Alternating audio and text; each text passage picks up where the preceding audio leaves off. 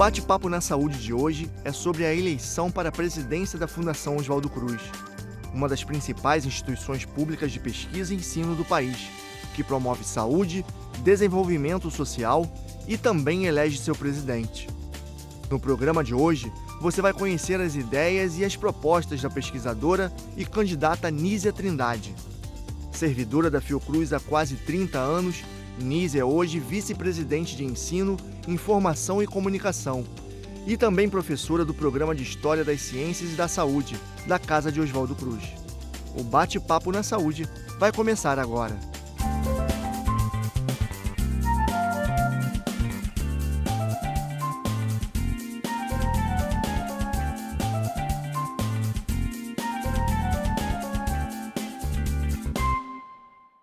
Nízia, obrigado pela sua presença aqui no Bate-Papo na Saúde. Eu que agradeço, muito bom estar aqui. Nízia, quero começar esse programa com você contando um pouco da sua trajetória profissional aqui na Fiocruz. São quase 30 anos dedicados a essa instituição, né? Eu hoje de manhã estava me lembrando um pouco dessa história de cenas, né? Também, que às vezes cenas são uma forma interessante da gente se lembrar das nossas histórias. E eu me lembrei subindo a escadaria do castelo e me dirigindo ao pavilhão do relógio, que é a sede da Casa de Oswaldo Cruz, para a entrevista no projeto Memória da Previdência Social. Foi nesse projeto que eu comecei a trabalhar na Fiocruz e que foi uma oportunidade muito especial, né, de pensar a história da saúde pública, né, de um lugar tão fantástico como é a Fiocruz, entrevistando gestores, médicos e depois trabalhando no arquivo da Casa de Oswaldo Cruz e pensando o papel da saúde e da ciência na construção do Brasil, né, que é meu grande tema de pesquisa, que eu sou apaixonada por esse trabalho e pela Fiocruz e pela história que a Fiocruz me permitiu conhecer também. E a saúde pública entrou na sua vida aqui na Fiocruz, porque você é cientista social, né?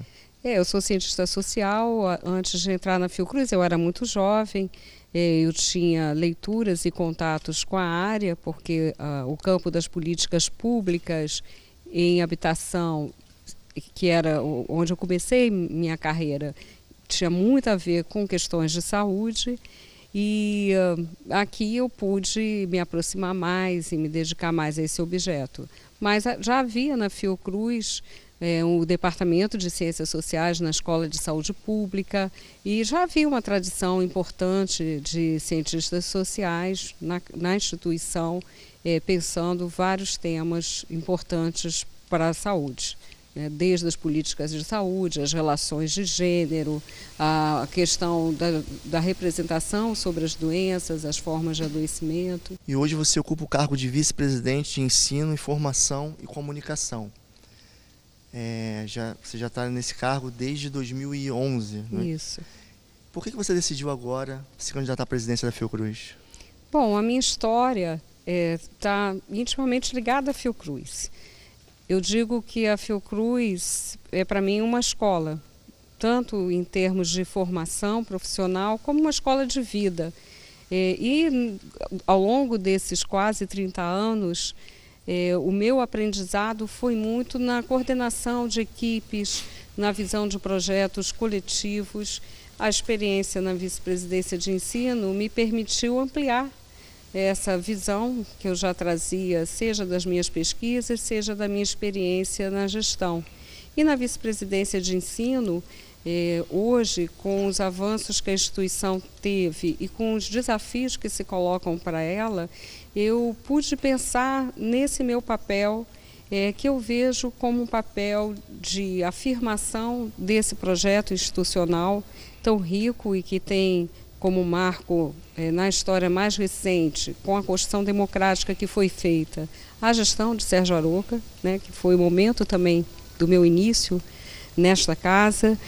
Eu vejo o meu compromisso, né, com a continuidade de políticas, a construção de uma unidade da instituição em defesa da ciência, tecnologia e inovação em benefício da sociedade, em defesa do Sistema Único de Saúde.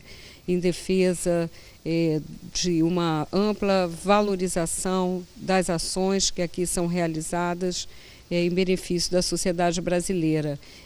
Eu vejo que a Fiocruz é um patrimônio da nossa sociedade, me sinto orgulhosa de pertencer a essa instituição e me sinto capaz de dar essa contribuição pelas experiências que vim acumulando e pela capacidade de hoje agregar um grande conjunto de trabalhadores, de gestores, de servidores, de profissionais de todas as carreiras que acreditam na importância e no valor desse projeto para a nossa sociedade e para uma visão da saúde como direito.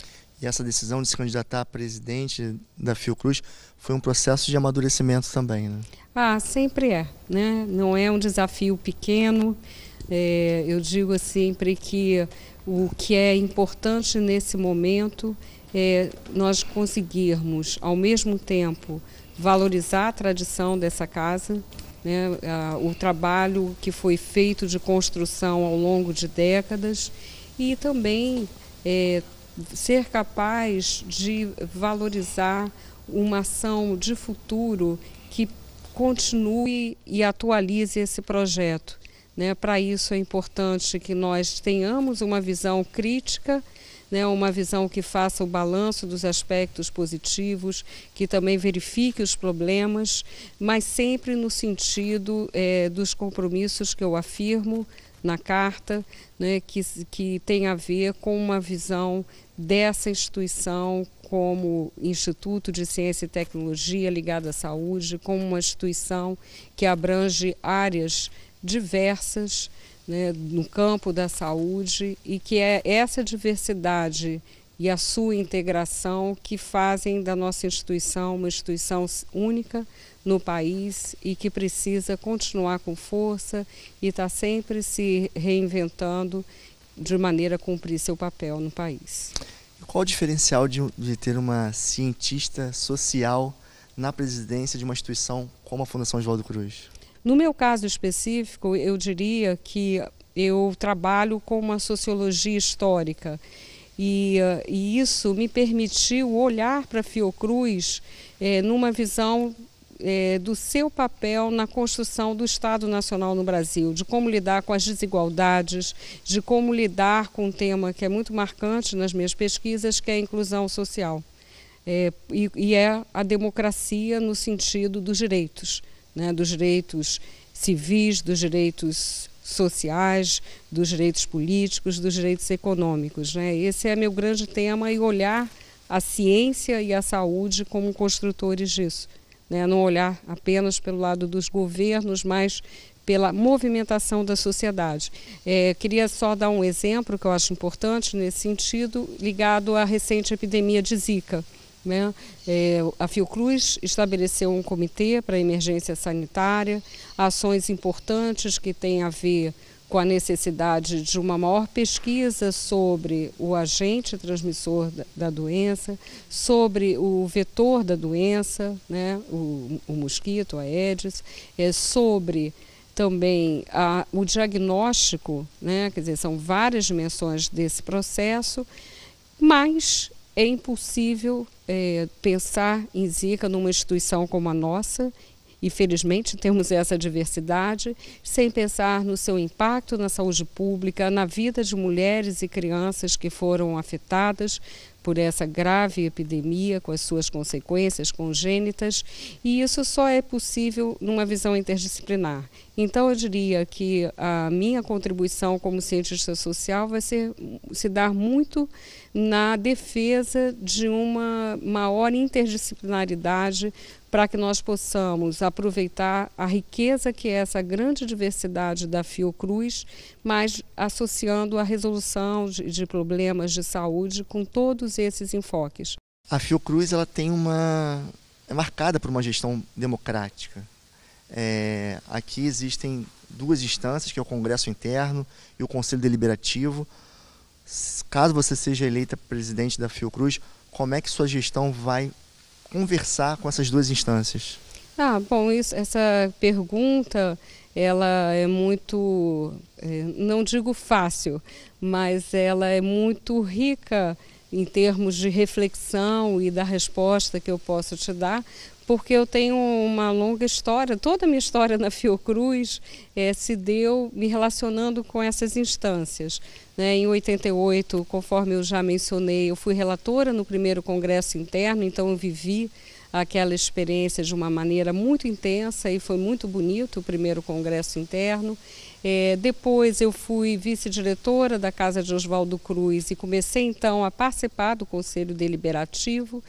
E nessa experiência, depois como diretora da unidade da Casa de Oswaldo Cruz, que eu fui diretora de 98 a 2005, e recentemente como vice-presidente, eu também tenho participado ativamente do Conselho Deliberativo e dos congressos internos.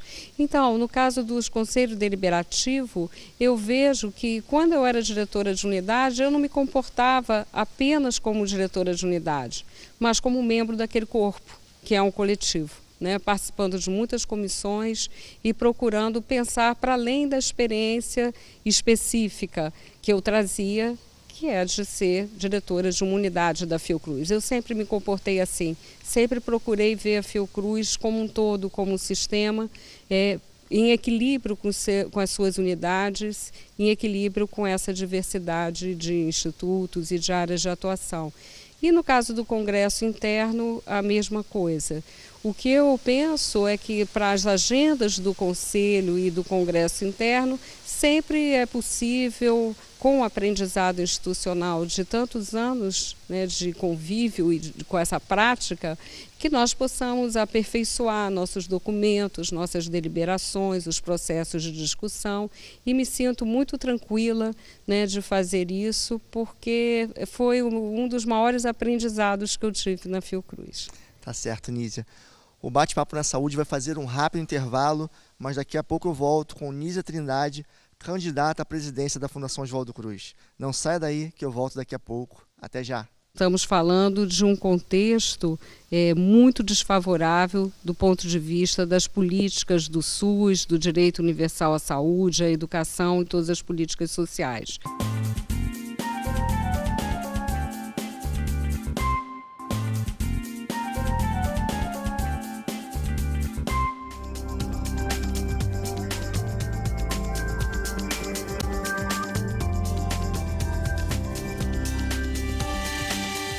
O Bate-Papo na Saúde está de volta. A conversa hoje é com a Nízia Trindade, pesquisadora da Fundação Oswaldo Cruz e candidata à presidência da instituição.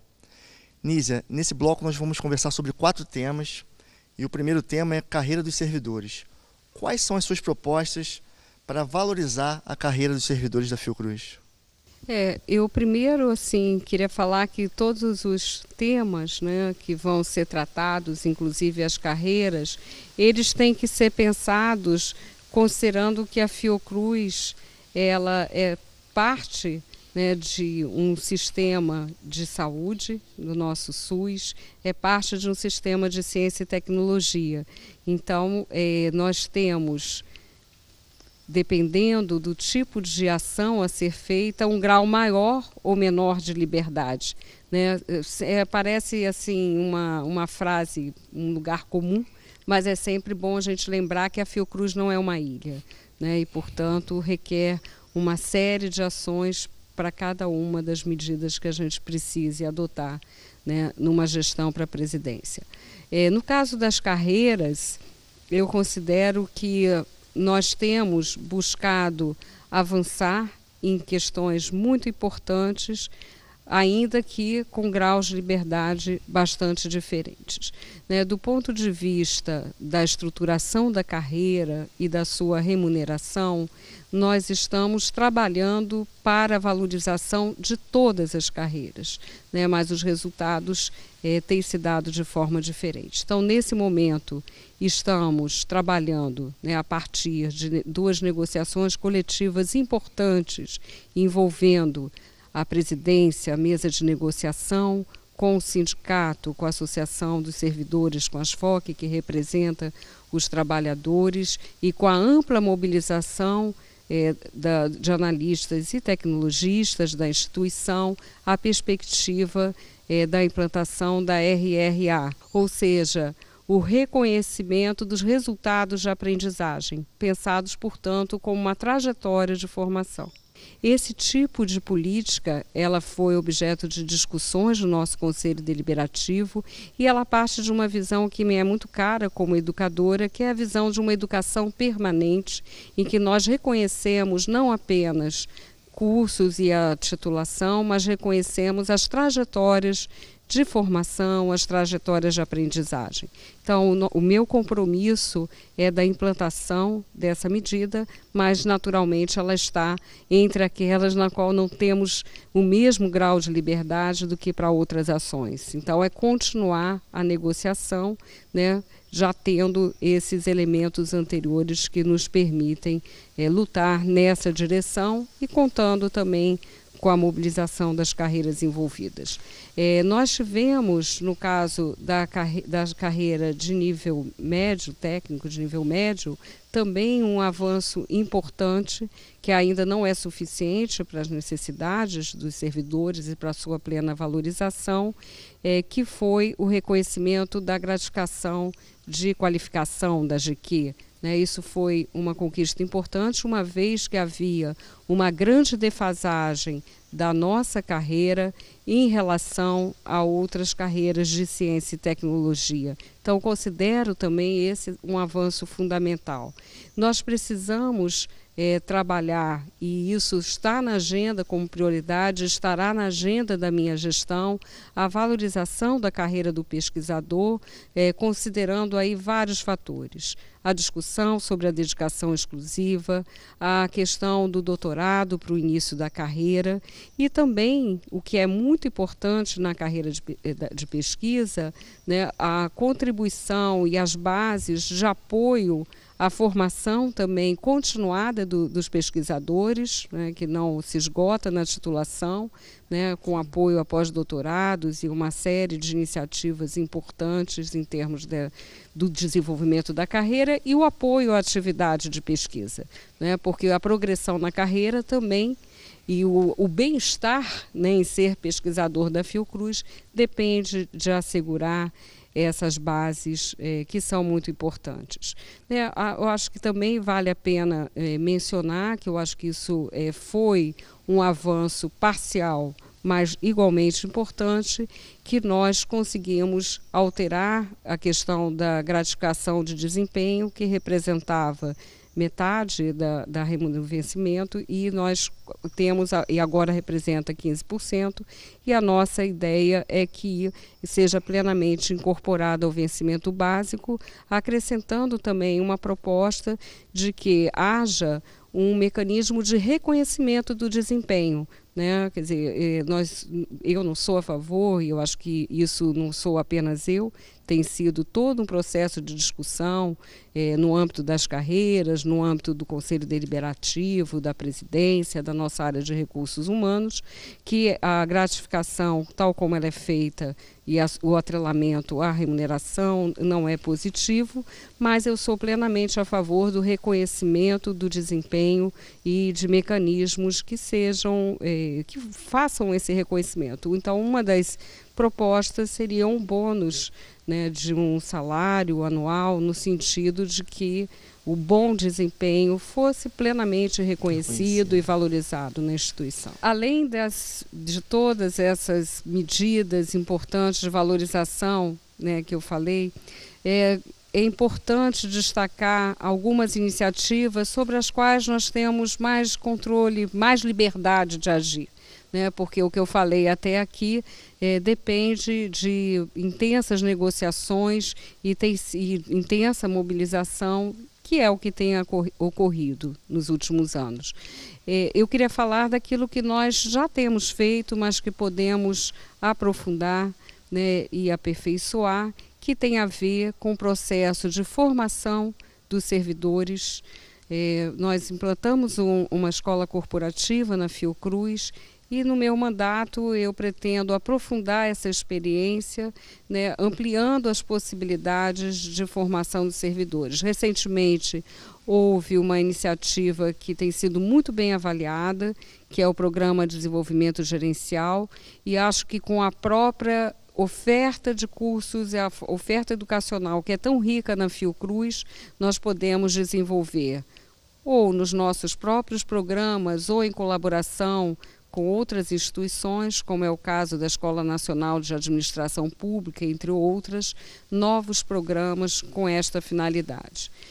Também é importante pensar que a valorização do trabalhador significa o aproveitamento das suas potencialidades de uma maneira flexível, né? E a gente pensa também, além da promoção vertical na carreira, possibilidades de mobilidade horizontal, possibilidades de aproveitar amplamente não só o seu potencial, mas as ofertas que a instituição oferece, a possibilidade, inclusive, de estar atuando em outra unidade, em outra área. Eu acho que isso também é algo muito importante e que está dentro do horizonte de prioridades, né? Eu queria frisar que a valorização do trabalho, de políticas inclusivas, de respeito à diversidade, em todo o seu sentido, e a Fiocruz tem iniciativas importantes, como é o caso do Comitê de Equidade de Gênero, de Raça, de ações contra assédio. Tudo isso são partes importantes para que o trabalhador se sinta plenamente, né, um sujeito do trabalho, um sujeito na sua vida na Fiocruz. Agora, Anísia, como você bem falou, a Fiocruz não é uma ilha. Hoje o Brasil passa por um momento econômico e político difícil, né? Então a gente pode dizer que essa valorização da remuneração, né, que é uma das suas propostas do trabalhador da Fiocruz, é um grande desafio para essa gestão. Nesse momento está na agenda do Congresso Nacional a PEC 241, que tem, né, por princípio, o teto para as despesas com saúde e educação por 20 anos, né? E, portanto, estamos falando de um contexto muito desfavorável do ponto de vista das políticas do SUS, do direito universal à saúde, à educação e todas as políticas sociais. Também é um cenário em que a discussão sobre a valorização dos servidores, ela não está na agenda, ao contrário. Portanto, é um ambiente bastante desfavorável nesse sentido.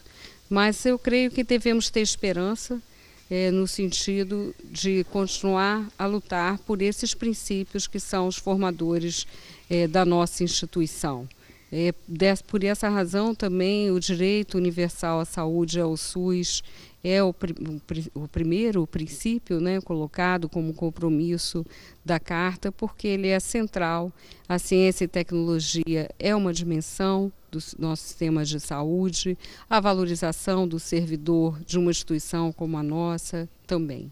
Mas mesmo nesse contexto desfavorável, eu creio que nós devemos ter unidade, coesão, clareza do norte institucional e pensar também que nós estamos num processo de construção da nossa instituição permanente com vistas a um futuro de mais equidade. Como é que a Fiocruz vai agir em defesa do SUS nesse contexto político? Nesse momento, uma das iniciativas fundamentais que foi já definida no debate, na reunião do nosso Conselho Deliberativo, é a Fiocruz como instituição de pesquisa, que está demonstrando para a sociedade e também na interlocução com o governo e com o Congresso Nacional as implicações de medidas desse tipo no momento em que nós temos o envelhecimento da população, portanto, com um maior impacto e maior demanda de serviços especializados em saúde, né? Problemas ambientais que serão agravados com a restrição de recursos e uma grande demanda no campo da educação, que não pode de maneira nenhuma sofrer esse tipo de restrição. O Brasil tem um grande déficit com o seu povo, né, na saúde, na educação, em todos os direitos sociais. Nós somos uma sociedade marcada por privilégios e eu acho que na nossa instituição deve mostrar os efeitos de todas essas políticas que têm por princípio que saúde, educação e ciência e tecnologia são gastos. A nossa linha é de defender que essas medidas não são gastos nessas áreas, ao contrário, elas são investimentos no futuro do país. A isso se soma a defesa também de um ensino em todos os níveis e de uma educação de qualidade universal. E uma das agendas de bastante preocupação institucional hoje diz respeito à medida provisória relativa ao ensino médio, né? Nossa defesa é por um ensino também universal. E na área da pesquisa e do ensino, quais são as suas propostas? Para a pesquisa, eu pretendo trabalhar com a valorização da pesquisa, considerando a diversidade da instituição, a necessidade de programas que promovam a interdisciplinaridade e a pesquisa translacional, ou seja, aquela pesquisa voltada para os benefícios da sociedade. A Fiocruz tem uma grande riqueza nessa área. Eu pretendo, junto ao plano quadrenal, que é o plano estabelecido no primeiro período de gestão, avançar num plano de pesquisa em todas as suas dimensões, que vão desde a indução à pesquisa, a infraestrutura de pesquisa com a sua revisão, acho que esse é um ponto essencial, e o acompanhamento da pesquisa, né, favorecendo a produção do conhecimento, que é uma questão essencial na nossa instituição, ela tenha condições de ser apropriada, seja em políticas públicas, seja em culturas institucionais, seja em produtos de desenvolvimento tecnológico. Reforçando também, esse é um aspecto importante da política, é o primeiro compromisso, né? Também no campo da ciência, tecnologia e inovação, que é o segundo compromisso colocado na minha carta à comunidade, a cadeia de inovação. A cadeia de inovação supõe aproveitar essa riqueza de áreas de atuação da Fiocruz que vão da pesquisa como geração do conhecimento até a possibilidade de produção, seja de produtos como as vacinas, biofármacos, produtos fármacos também, até o desenvolvimento de tecnologias. Para isso, nós precisamos ter uma sólida cadeia que integre todos esses atores. Agora, uma outra área relevante na Fundação Oswaldo Cruz, né, é a comunicação, a área da comunicação.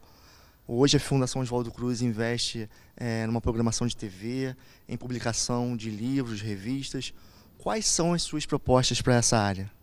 Minhas propostas para essa área são no sentido de integração das ações de comunicação na Fiocruz, de uma valorização do trabalho nessa área, de programas que levem em conta o desenvolvimento profissional em todo esse campo e de reforçar a dimensão da comunicação como um direito da sociedade, né, reforçar a perspectiva da comunicação pública, né? Eu acho que isso é essencial para a sociedade brasileira e para uma visão contemporânea de comunicação, e a Fiocruz deve aprofundar seu papel nesse sentido. Tá certo, Nízia. Muito obrigado por esse bate-papo na saúde. Obrigada a você, Paulo. É muito importante estar aqui conversando com todo mundo através do Canal Saúde. O Bate-Papo na Saúde vai ficar por aqui. A gente se vê num próximo programa, sempre com um assunto que contribui para a efetivação do Sistema Único de Saúde. Até lá!